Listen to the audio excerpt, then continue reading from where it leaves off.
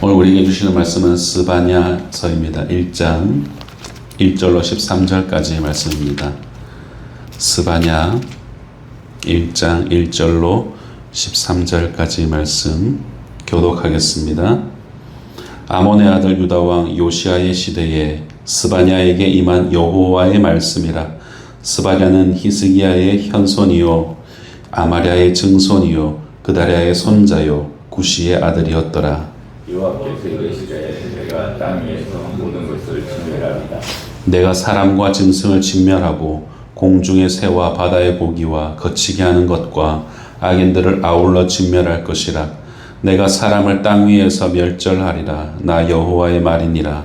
내가 유다와 예루살렘의 모든 주민들 위에 손을 펴서 남아있는 바알을 그곳에서 멸절하며 그마림이란 이름과 및 그 제사장들을 멸절하며 또 지붕에서 하늘의 뭇별에게 경배하는 자들과 경배하며 여호와께 맹세하며 말감을 가리켜 맹세하는 자들과 여호와를 배반하고 따르지 아니한 자들과 여호와를 찾지도 아니하며 구하지도 아니한 자들을 멸절하리라. 주 여호와 앞에서 잠잠할지어다. 이는 여호와의 날이 가까웠으므로 여호와께서 희생을 준비하고 그가 청할 자들을 구별하셨음이니라. 여호와의 희생의 날에 내가 방백들과 왕자들과 이방인의 옷을 입은 자들을 멸할 것이며 그날의 문턱을 뛰어넘어서 포악과 거짓을 자기 주인의 집에 채운 자들을 내가 벌하리라. 나 여호와가 말하노라. 그날에 어몬에서는 부르짖는 소리가 제2구역에서는 울음소리가 작은 산들에서는 무너지는 소리가 일어나리라. 막데스 주민들아 너희는 슬피 울라. 가나안 백성이 다 패망하고 은을 거래하는 자들이 끊어졌음이라. 그때 내가 예루살렘에서 찌꺼기같이 가라앉아서 마음속에 스스로 이르기를 여호와께서는 복도 내리지 아니하시며 화도 내리지 아니하시리라 하는 자를 등불로 두루 찾아 벌하리니. 함께 읽겠습니다. 그들의 재물이 노략되며 그들의 집이 황폐할 것이라. 그들이 집을 건축하나 거기에 살지 못하며 포도원을 갖거나 그 포도주를 마시지 못하리라. 아멘.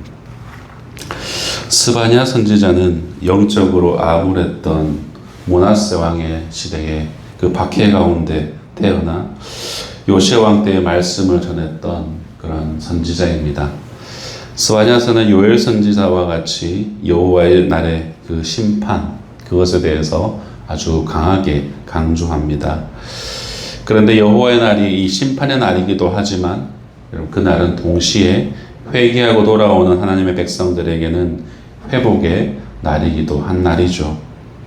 앞서서 우리는 소선지서들을 몇 차례 살펴보았었는데 이 소선지서들의 어떤 큰 줄기는 이스라엘의 타락과 그에 대한 하나님의 질책과 심판의 예언, 그리고 종국적으로는 회복을 다루고 있는 것을 알 수 있습니다. 이러한 이 소선지서들의 이 전체적인 우리가 맥락을 이해하고 짧은 이 선지서들을 읽어가신다면 우리 각자가 돌아보고 점검해 보아야 될 나의 지금 삶의 신앙의 태도는 무엇인가 라는 것을 우리는 찾아볼 수 있게 될 것입니다. 오늘 본문 1절 말씀입니다. 아몬의 아들 유다왕 요시아의 시대에 스바냐에게 임한 여호와의 말씀이라. 스바냐는 히스기야의 현손이요 아마랴의 증손이요 그다랴의 손자요 구시의 아들이었더라 라고 말씀합니다. 우리말로는 1절이 의역이 되어 있지만 히브리 성경 원문을 보게 되면 이 스바냐서의 첫 문장은 다바르 야훼라는 말로 시작합니다. 이 말이 무슨 뜻이냐? 여호와의 말씀이라 라는 문장을 먼저 쓰고 그 다음에 나머지 내용들을 읊어간다는 것이죠. 이는 다른 선지서들도 거의 동일하게 취하고 있는 양식입니다. 즉 이 말씀은 스바냐 개인의 의견이나 생각을 피력하는 것이 아니라 하나님께서 선지자 스바냐를 통해서 하시는 하나님의 말씀이다 라는 것을 강조합니다.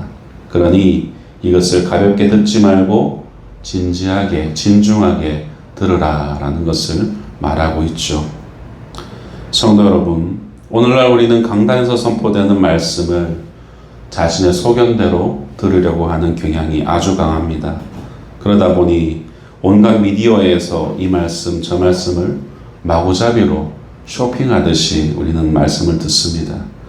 그러다가 자신의 상황에 뭔가 매칭이 되어서 감정적으로 공명이 일어나면 그 말씀이 은혜롭다라고 그렇게 말들을 하죠. 그것은 아주 큰 착각입니다. 어떤 이들은 말씀을 내가 은혜 받으려고, 내게 유익하려고 듣는 것인 줄로 압니다. 여러분, 그런 생각은 아주 큰일 날 일입니다. 말씀이 말씀대로 해석되어져 선포되는 그 자체가 여러분, 그 말씀을 듣는 자에게는 빛이요, 그 신앙의 걸음 위에 등과도 같은 것입니다. 말씀 자체가 은혜라는 거예요. 강단에서 목사가 하나님이 부여하신 강도권을 입어 말씀을 전합니다. 그러면 전해진 대로 말씀 앞에 선 자는 그 전해진 말씀이 진리를 왜곡하거나 말씀이 임의로 해석되어졌거나 자신의 욕망의 도구로 전해진 것이 아니라면 강도된 말씀의 권위를 인정해야 되고, 모든 성도는 그 말씀 앞에 아멘으로 화답해야 됩니다. 이것은 전하는 자도 동일합니다. 그런데 오늘날 많은 성도들이 그 목사의 말씀의 권위에 있고 없음을 판단하려고 하죠. 은혜가 됩니다, 은혜가 안 됩니다 라는 말로 판단합니다. 하나님이 주신 성경의 말씀을 해석하여서 선포하는 그 말씀 앞에서 감히 은혜를 논합니다. 꼭 기억하십시오. 설교자가 은혜를 주는 것이 아닙니다, 여러분. 말씀은 그 전해진 자체로 은혜라는 것을 결코 잊어서는 안 될 것입니다. 그러므로 들으려는 마음과 자세, 경청의 자세가 우리는 늘 하나님 앞에 갖추어져 있어야 됩니다. 우리는 그것을 코람 데오라고 얘기를 하죠. 매일의 삶에서 우리에게 주어지는 다바르 야훼, 여호와의 말씀이라 라는 이 말씀의 교훈을 하나님의 백성은 그것이 선포되면 그대로 받을 수밖에 없는 것입니다. 순간순간 주어지는 말씀을 자기의 소견에 옳은 대로 거절하는 순간 그 자는 교만한 자가 되고 오만한 자가 되는 것입니다. 하나님의 말씀을 하나님의 말씀으로 받으려는 그런 경청의 마음, 그런 마음을 여러분들 다 가지셨으면 좋겠습니다. 그렇게 여호와의 말씀임을 선언하며 이 스바냐는 우상들과 그것을 숭배하는 자들에 대해서 진멸할 것임을 선포합니다. 그러면서 하나님께서는 유다 백성들이 우상 숭배로 하나님과 얼마나 멀어져 있는지 4가지를 지적하죠. 바알, 뭇별, 말감을 따르는 자들, 그리고 배교에 대해서 이야기를 합니다. 바알은 무엇인가요? 자신의 정욕을 추구하는 것을 의미합니다. 별자리, 묵별들은 고대로부터 자신의 운명을 점치는 일에 우리는 별자리를 사용해 왔죠. 말씀만이 영원한 삶의 지표여야 되는데 피조물인 묵별에 자신의 운명을 걸어버린 어리석은 자들을 의미합니다. 말감은 이 말뜻 자체는 그들의 왕이라는 그런 뜻인데, 바로 이것은 암몬과 모압 족속이 섬기던 이 나라의 신을 의미하고, 성경에서는 밀곰과 몰록이라고도 다른 곳에서는 그렇게 불리기도 합니다. 이 신에 대한 숭배의 대표적 행위가 바로 자식을 바치는 인신제사였습니다. 배교는 앞서 모든 우상 숭배를 포함하는 하나님을 따르지 않는 그런 모든 행위를 다 포함하죠. 말 그대로 하나님을 하나님으로 인정하지 않는 불신앙입니다. 이와 같은 자들을 하나님은 멸절하겠다라고 선언하십니다. 심판의 날에 이러한 멸절과 동시에 어떤 일이 일어나는지 여러분 보십시오. 7절에서 9절 말씀이 증거합니다. 주 여호와 앞에서 잠잠할지어다. 이는 여호와의 날이 가까웠으므로 여호와께서 희생을 준비하고 그가 청할 자들을 구별하셨음이니라.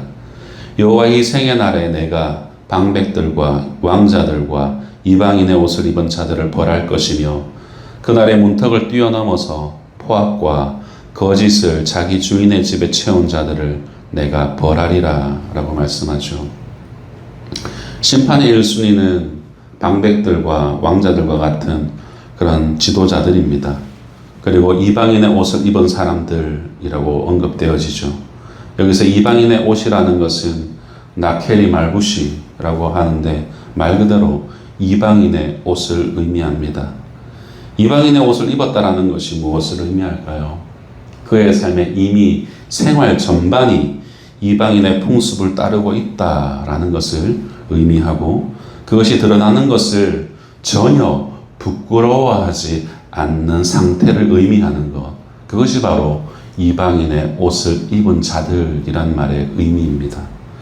신약적 개념으로 말하자면 세상 풍속을 따르는 것을 의미하고, 이 세상 풍속을 따르는 것에 대해서 전혀 부끄러워하지 않는 그런 상태라는 것이죠. 오늘날의 문화와 합리화라는 명분 아래서 구별됨, 성별됨을 버려버린 자들을 의미합니다. 그리고 문턱을 뛰어넘어 포악과 거짓을 자기 주인의 집에 채운 사람들은 폭력과 기만과 사기로 이방 신전을 탐욕으로 채운 사람들을 의미합니다. 하나님은 이런 자들을 결코 내버려 두지 않으시고 벌을 하시겠다라고 말씀하시죠. 반면 이러한 멸절되는 상황 가운데서 하나님이 친히 초청하여서 구별된 자들도 있습니다. 이 성별된 자들, 여러분, 이들이 구속사적 개념에서 누구인가요?